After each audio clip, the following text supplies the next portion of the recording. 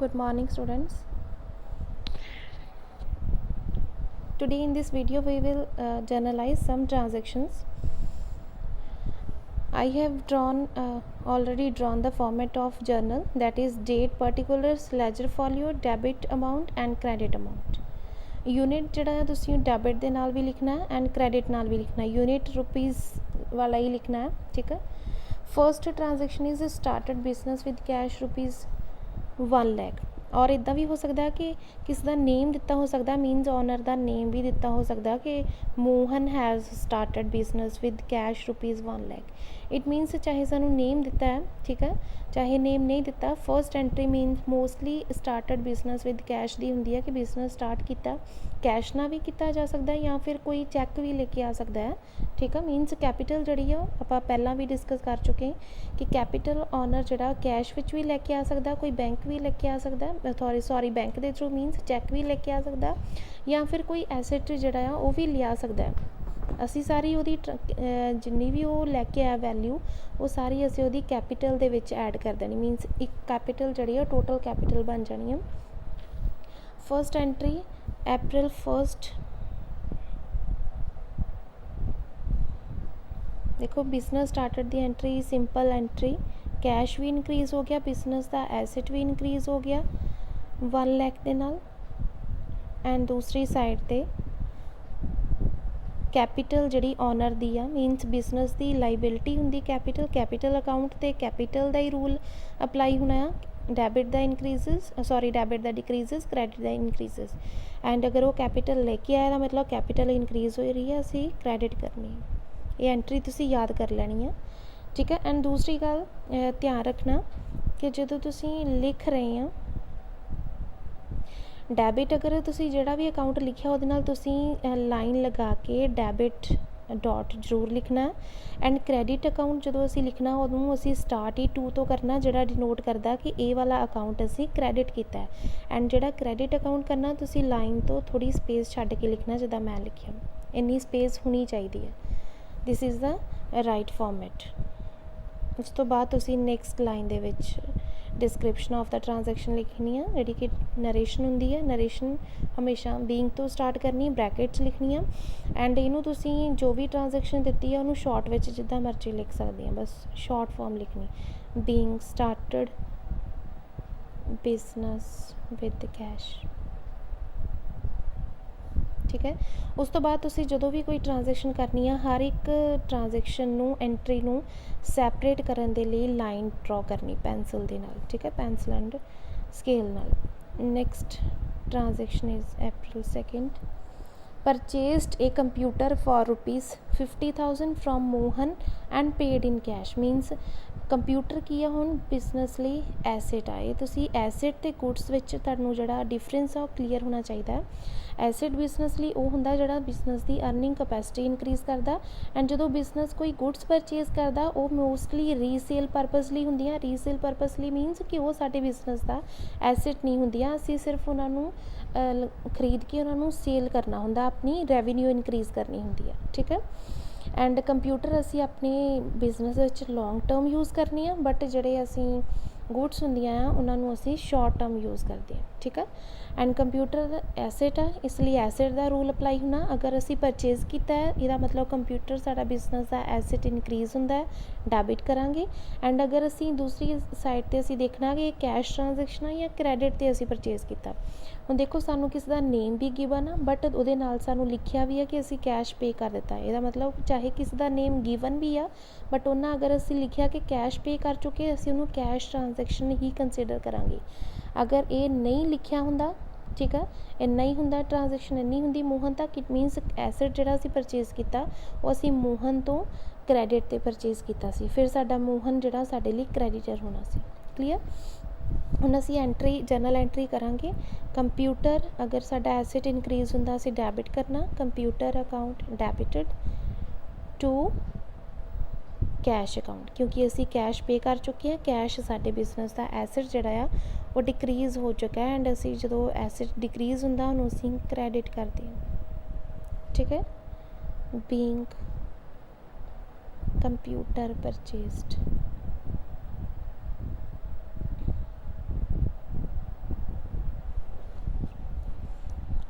Next is April 3rd year ਤੁਸੀਂ ਕਈ ਵਾਰੀ ਸਟਾਰਟਿੰਗ 'ਤੇ ਲਿਖ ਦੇਣਾ, ਬਾਰ ਹਰ ਇੱਕ ਟ੍ਰਾਂਜੈਕਸ਼ਨ ਦੇ ਨਾਲ ਤੁਸੀਂ ਈਅਰ ਨਹੀਂ ਲਿਖਣਾ, ਠੀਕ ਹੈ। ਉਸ ਤੋਂ ਬਾਅਦ ਹੈ ਪਰਚੇਜ਼ਡ ਗੁਡਸ ਫॉर ₹10,000। ਦੇਖੋ ਅਗਰ ਬਿਜ਼ਨਸ 'ਚ ਅਸੀਂ ਗੁਡਸ ਪਰਚੇਜ਼ ਕੀਤੀਆਂ, ਗੁਡਸ ਬਿਜ਼ਨਸ ਲਈ ਐਸੈਟ ਨਹੀਂ ਹੈਗੀਆਂ, ਠੀਕ ਆ, ਉਹ ਸਾਡੀ ਬਿਜ਼ਨਸ ਦੀ ਰੈਵਨਿਊ ਇਨਕਰੀਜ਼ ਕਰਦੀਆਂ। ਐਂਡ ਅਗਰ ਅਸੀਂ ਇਹਨਾਂ ਨੂੰ ਪਰਚੇਜ਼ ਕੀਤਾ, ਇਹਦਾ ਮਤਲਬ ਸਾਡੇ ਲਈ ਪਰਚੇਜ਼ਸ ਕੀ ਆ, expense. Purchases being an expenses will be debited according to the rules of expenses account. Purchases is an expense, ठीक है। एक्सपेंस अकाउंट का रूल अप्लाई होना। अगर असी गुड्स सेल कीतियां मीनस लिखिया होना आ सोल्ड गुड्स, तो सेल की हुंदा बिजनेस की रेवन्यू, उत्ते रेवन्यू का रूल अप्लाई होना। परचेजिज बिजनेस की एक्सपेंस, सेल्स रेवन्यू होंदी है, ठीक है। एंड ये सिर्फ गुड्स ते ही अप्लाई होना कि purchase goods and sold goods जो लिखा हो, ठीक है। परचेज गुड्स मीनस असी गुड्स परचेज कीतियां, असी परचेजिज नू एज एन एक्सपेंस डैबिट करना क्योंकि वो इनक्रीज़ हो रहे हैं। सेल्स अगर असी गुड्स की सेल की इट मीनस साडी रेवन्यू इनक्रीज़ हो रही है, असी क्रैडिट करांगे, क्रैडिट करांगे असी जो रेवन्यू इनक्रीज़ होंदी है, ठीक है। हुण परचेजिज गुड्स असी कीतियां ₹10,000 दियां, इत्थे ना तो सानू किसी का नेम गिवन आ, ना सानू लिखिया कि असी कैश परचेज कीतियां या असी चैक के थ्रू पेमेंट की है, इदां कुछ नहीं लिखिया। इट मीनस जदों असी ट्रांजैक्शन नू आइडेंटिफाई करना है कि ट्रांजैक्शन कैश ट्रांजैक्शन है या क्रैडिट ट्रांजैक्शन आ, उहदे लई फिर असी देखना कि किसी का नेम तो नहीं गिवन। अगर नेम नहीं गिवन इट मीनस सानू ना तो कैश लिखिया ना चैक के थ्रू लिखिया, असी इहनूं कैश ट्रांजैक्शन ही कंसीडर करना, ठीक है। अगर किसी का नेम गिवन नहीं है फिर वो साडे लिए कैश ट्रांजैक्शन नहीं होगी, ठीक है। इट मीनस परचेजिज बिजनेस लिए एक्सपेंस होंदे एंड एक्सपेंस जो इनक्रीज़ होण असीं उन्हां नूं डैबिट करते हैं। परचेजिज अकाउंट डैबिट टू कुछ नहीं लिखिया, इट मीनस असीं कैश पे कर चुके हैं ₹10,000। उस तो बाद देखो लैजर फॉलियो का जिहड़ा कॉलम आ मैं खाली छड्ड दित्ता, इनू तुसीं इदां ब्लैंक भी छड्ड सकदे अगर तुसीं, क्योंकि असीं लैजर जिहड़ी साइड बाय साइड मेनटेन नहीं कर रही, बट बिजनेस विच ये जरूरी हुंदा लिखना, ठीक है। अगर तुसीं लिखना है, ठीक है, तुसीं लिख सकते हैं इमेजनरी कोई भी पेज नंबर लिख लो, अगर नहीं लिखना तुसीं इनू एज इट इज़ ब्लैंक भी छड्ड सकते हैं, ठीक है, no issues. Being purchased goods. Next is on April 4 purchased goods for ₹10,000 against cheque. देखो हुण सानू क्लीयरली लिखिया है कि असी चैक के थ्रू पेमेंट की है। इट मीनस अगर कैश के थ्रू पेमेंट की है कैश डिक्रीज़ होना, अगर चैक के थ्रू पेमेंट की है बैंक डिक्रीज़ होना, ठीक है। Entry will be same, that is purchases account debited to bank account being goods purchased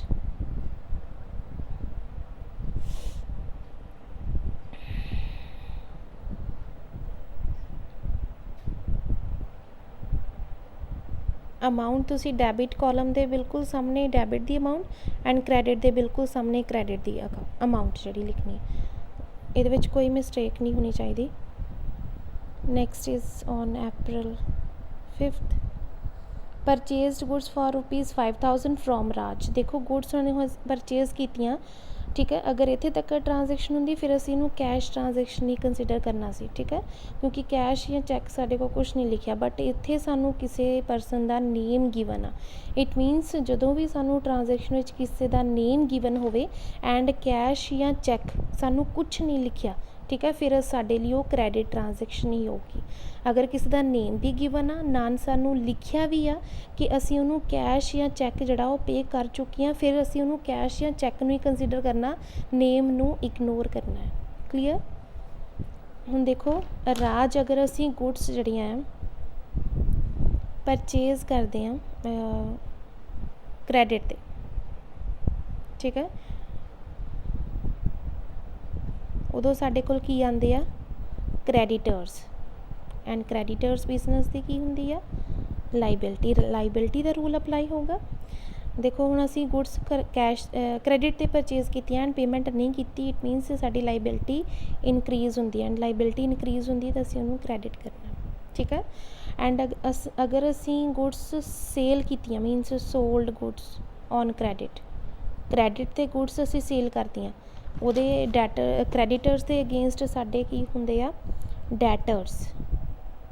डैटर्स की हुंदे बिजनेस दी एसेट, ठीक है। एसेट का रूल अप्लाई होना, अगर सेल की पेमेंट नहीं आई इट मीनस डैटर इनक्रीज़ हो गए, बिजनेस का एसेट इनक्रीज़ हो गया, ठीक है। याद रखना कि जो असी गुड्स क्रेडिट ते परचेज करते हैं क्रेडिटर अराइज होंगे, अगर गुड्स असी सेल करते हैं क्रेडिट ते डैटर्स अराइज होंगे, that is asset for the business. Purchases business लिए एक्सपेंस आ, सेल जी आ वो रेवन्यू आ। क्लीयर, ये पॉइंट्स तुसीं याद रखने आ, always keep it in mind. Transaction will be purchases account, purchases being and expenses will be debited rupees 5,000 and creditor, that is name is given that is Raj is creditor of the business, that is to Raj, amount is rupees 5,000 being goods purchased from Raj, ठीक है। अगर इदी कोई asset असी purchase किया किसी तो credit ते इत्थे परचेजिज की जगह ते साडे को एसेट अकाउंट डेबिट हो जाना, किसी नेम जिहड़ा क्रेडिटर दा असी क्रेडिट करना वो एज इट इज़ करना, ठीक है। One more important thing that अगर सानू किसी परसन दा असी जिहड़ा परसनल अकाउंट मतलब नेम जिहड़ा आ वो असी लिखना है, जिद्दां इत्थे किसी दा नेम सी राज, ठीक है। वो असी चाहे तो जिद्दां इत्थे असी राज नूं क्रेडिट किया, अगर असी डैबिट किया होवे मतलब किसी का नेम अगर तुसी जर्नल एंट्रीज़ विच डैबिट करदे या क्रेडिट करदे आ तो तुसी उहदे जिहड़ा नेम आ उहदे नाल देखो मैं अकाउंट नहीं लिखिया, बाकी सारियां दे नाल मैं अकाउंट लिखिया, ठीक है।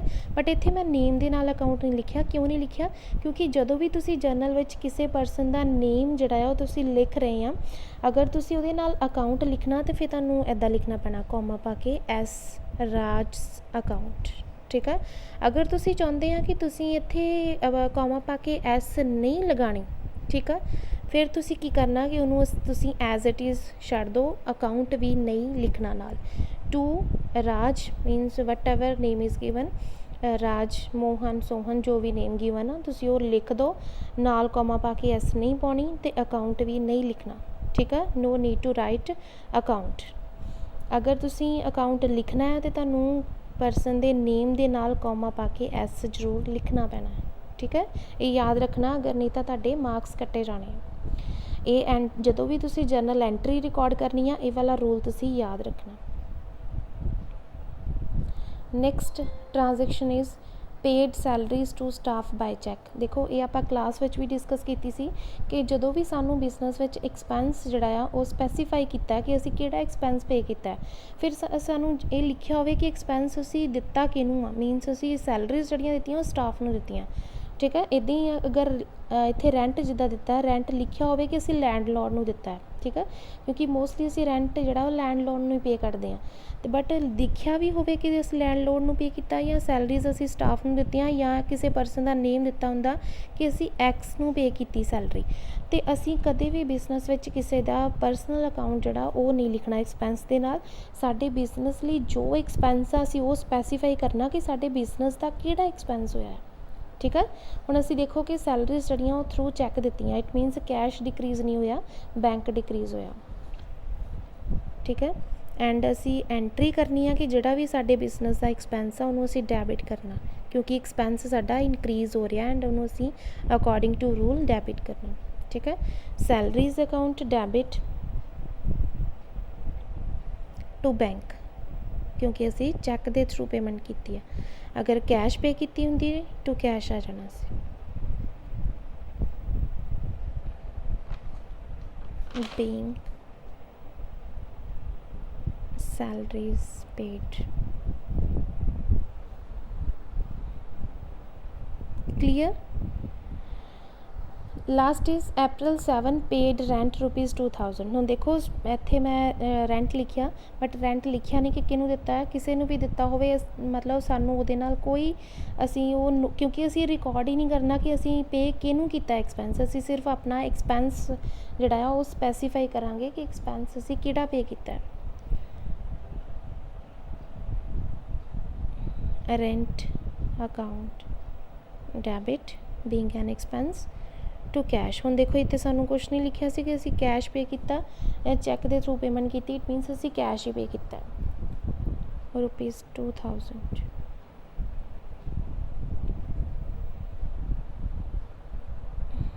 being a rent paid। ਹੁਣ ਉਸ ਤੋਂ ਬਾਅਦ ਅਗਰ ਤੁਸੀਂ ਇੱਥੇ ਲੈਜਰ ਫੋਲੀਓ ਦੇ ਵਿੱਚ ਤੁਸੀਂ ਕੁਛ ਨਹੀਂ ਲਿਖਣਾ, ਇਹਦਾ ਮਤਲਬ ਇਹ ਨਹੀਂ ਕਿ ਤੁਸੀਂ ਇਹਦਾ ਕਾਲਮ ਵੀ ਡਰਾ ਨਹੀਂ ਕਰਨਾ, ਕਿਉਂਕਿ ਲੈਜਰ ਫੋਲੀਓ ਅਗਰ ਤੁਸੀਂ ਕਾਲਮ ਡਰਾ ਨਹੀਂ ਕਰਦੇ ਉਹਦੇ ਬਿਨਾਂ ਤੁਹਾਡਾ ਜਿਹੜਾ ਫਾਰਮੈਟ ਆ ਜਰਨਲ ਦਾ ਉਹ ਇਨਕੰਪਲੀਟ ਆ, ਇਸ ਲਈ ਫਾਰਮੈਟ ਜਿਹੜਾ ਉਹ ਕੰਪਲੀਟ ਡਰਾ ਕਰਨਾ। ਠੀਕ ਹੈ, ਇਹਦੇ ਲਈ ਤੁਸੀਂ ਕੀ ਕਰਨਾ ਕਿ ਇੱਕ ਹੋਰ ਇੰਪੋਰਟੈਂਟ ਪੁਆਇੰਟ ਜਿਹੜਾ ਤੁਸੀਂ ਯਾਦ ਰੱਖਣਾ ਕਿ ਜਦੋਂ ਜਰਨਲ ਐਂਟਰੀਜ਼ ਕਰਨੀਆਂ ਡੇਟ ਵਾਲਾ ਕਾਲਮ ਦਾ ਜਿਹੜਾ ਮਾਰਜਿਨ ਵਾਲੀ ਜਗ੍ਹਾ ਹੈ ਤੁਸੀਂ ਉੱਥੇ ਹੀ ਡੇਟ ਲਿਖ ਸਕਦੇ ਹੋ। ਠੀਕ ਹੈ, ਲਾਈਨ ਲਗਾਉਣ ਦੀ ਤੁਹਾਨੂੰ ਕੋਈ ਵੀ ਜ਼ਰੂਰਤ ਨਹੀਂ। ਪਰਟੀਕੂਲਰਸ ਵਾਲਾ ਜਿਹੜਾ ਕਾਲਮ ਆ ਤੁਹਾਡਾ ਉਹ ਤੁਸੀਂ ਵਾਈਡ ਬਣਾਉਣਾ, ਕਿਉਂਕਿ ਇਹਦੇ ਵਿੱਚ ਅਸੀਂ ਕਾਫੀ ਕੁਛ ਲਿਖਣਾ ਹੁੰਦਾ। ਲੈਜਰ ਫੋਲੀਓ ਜਿਹੜਾ ਉਹ ਤੁਸੀਂ ਇੱਦਾਂ ਉਹਨੂੰ ਛੋਟਾ ਵੀ ਕਰ ਸਕਦੇ ਕਿਉਂਕਿ ਆਪਾਂ ਉਹਦੇ ਵਿੱਚ ਕੁਛ ਨਹੀਂ ਲਿਖਣਾ, ਉਹਨੂੰ ਤੁਸੀਂ ਸਿਰਫ ਡਰਾ ਹੀ ਕਰਨਾ ਅਤੇ ਤੁਸੀਂ ਛੋਟਾ ਕਾਲਮ ਵੀ ਕਰ ਸਕਦੇ ਆ। ਅਮਾਊਂਟ ਦੇ ਲਈ ਜਿਹੜੇ ਕਾਲਮ ਆ ਇਕੁਅਲ ਬਣਾਉਣੇ ਆ, ਮੀਨਸ ਅਮਾਊਂਟ ਲਈ ਵੱਡਾ ਕਾਲਮ ਹੀ ਹੋਣਾ ਚਾਹੀਦਾ ਹੈ। ਠੀਕ ਹੈ, ਥੈਂਕਸ ਫॉर द डे।